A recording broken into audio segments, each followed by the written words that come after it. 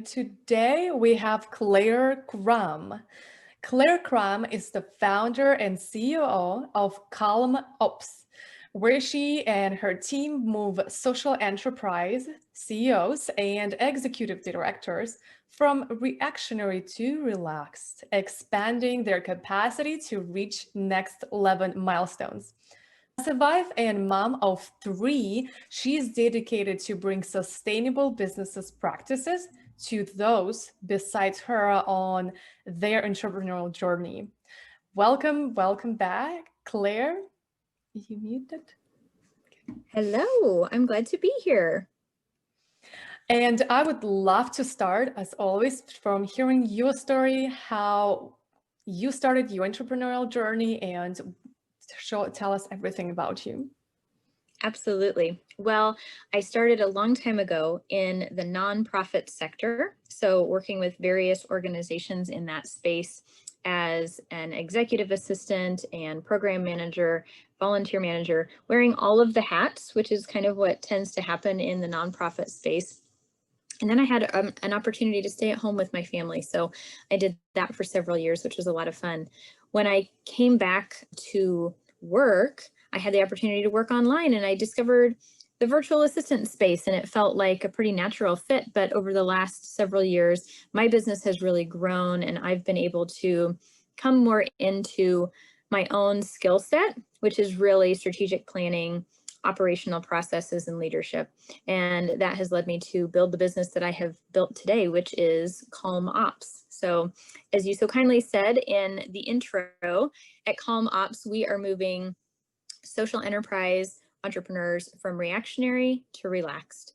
So what that means is that we work with individuals who they themselves are now wearing all of the hats in their business, and it's too much. So they're really ready to scale.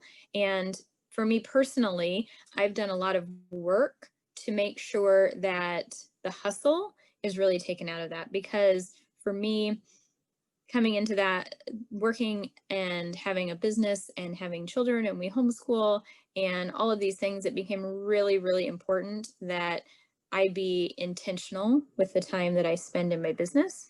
And so I really work to bring that mindset to the team as well as the individuals that we work with. That sounds amazing. I love what you said about leadership and people when they are ready to scale and to go beyond doing everything on their own.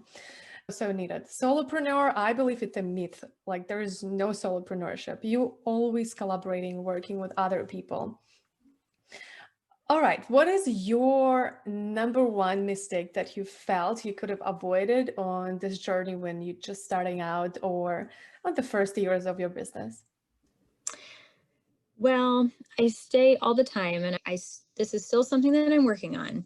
I am an optimist and a people pleaser. And what that means is I say yes to all of the things.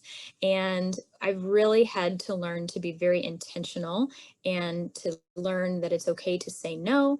It's okay to slow down. It's important to have boundaries. And we get to build the business that we want to build. It is a little bit silly, I think, to get so worked up and in the hustle and expect that one day we're going to wake up and everything is going to be calm again. What we really need to be doing is building those moments of calm into our day and building the processes and systems that allow us to have that relax and be out of reactionary mode so that we can live that way in our life and our business. Yeah, I love that. All right, and my next question for you is, what is the number one tip that you can give to our audience who is just starting out or want to scale? The number one tip for people who want to scale, I would say that would be to really dial in on the mission, vision, and values in your business. And the reason that you need to do that is because it is really the compass that is going to steer you towards your business. So I know with the work that you do as well, Viktoriia, it's about being intentional and not doing all of the things because they're just in front of you. And so this really leads back to that. If you have a really clear clarity on those pieces, then it allows you to take the things that you're going to work on in your business, the business objectives, the milestones, the goals, and point them towards something meaningful rather than something that somebody else said was a good idea. Okay, so how people do this? Could you give us more of a tangible way? Okay, let's say I'm a solopreneur and I want to scale my business. What is the first thing once I'm already set in stone with my values, with my branding, with my vision, with everything in branding, basically? How do I scale in terms of finding people, or what software do I purchase? What would you Yeah. recommend? Well, again, so you're going to take those mission, vision, and values, and you're going to identify what are the key goals that you're working on right now to get you closer to those things, because there's a myriad of different projects that you could be working on to even in the genre of scaling your business. And so that is going to be unique to various entrepreneurs. But for instance, you could look at the operational processes in your business. If you're the one that is wearing all of the hats right now, it's really going to be important for you to be able to delegate to people, and you need to build in some pieces that will help you do that effectively. A tip that I always like to give entrepreneurs that are moving into being able to delegate more often is to do little screen share videos, something like loom.com, where you can record the tasks that you're doing all day, every day that keep you in the weeds. If you record those videos, then when you have somebody on your team, you have a ready-made manual showing them exactly the way that you would like things done in your business. Oh, I love it. Loom is my way to go software tool. I have like over 200 videos on there, and I feel I need to go back and actually clean them up a little bit. But it's awesome because you actually have a team folder that just upgraded for the whole pandemic, and they're just amazing. They're outstanding. They're growing super fast and beautifully well designed.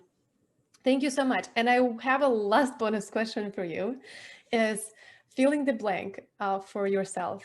If you really knew me, you will know that I am. Ooh. If you really knew me, you would know that I am a serial DIYer. I'm always the one that will say, yes, let's take that on. I'll do it myself. I love that. That is awesome. What is your last DIY thing that you've created? Well, we have a home renovation project happening right now. And so I have lots of DIY projects that I'm creating right now. Oh yeah, that is a big project.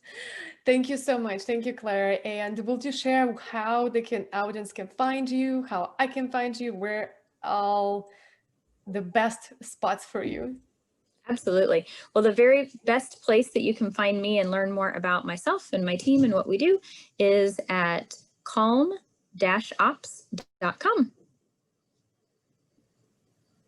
See, and awesome. Thank you so much. And thank you for coming today. And I'll see you in the next episode, everybody. Bye. Thanks so much for listening to this episode. If you love this podcast, please make sure to rate, subscribe, and review it. And of course, you can get in touch with me everywhere online at purposefulday.com. And I can't wait to see you next time. Kisses!